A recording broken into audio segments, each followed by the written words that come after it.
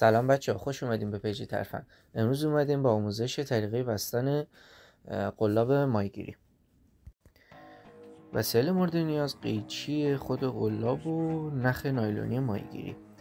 من برای آموزش از قلاب سایز بزرگتر استفاده کردم که راحت‌تر بتونیم ببینیم، همینطور نخ کلوفتر که راحت‌تر طریقه گره زدن رو متوجه بشیم.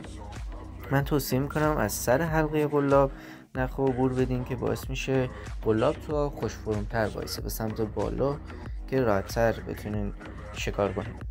یه حلقه درست میکنین و سر نخ رو از داخلش عبور میدین. تعداد عبور دادن‌های نخ که به این صورت هست از داخل حلقه رد میکنین کاملا سلیقه‌ای، هرچی بیشتر باشه محکم‌تر و گره خوشگل‌تر نمایان میشه. دوستان پیج ما تازه هستش، خوشحال میشم سابسکرایب کنین و از ویدیوهای بعدی لذت ببرید.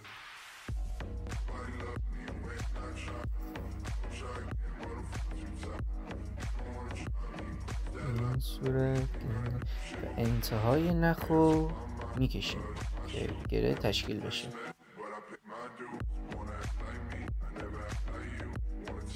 کاملا محکم کنیم که کاملا اضافی نخ سفت بشه.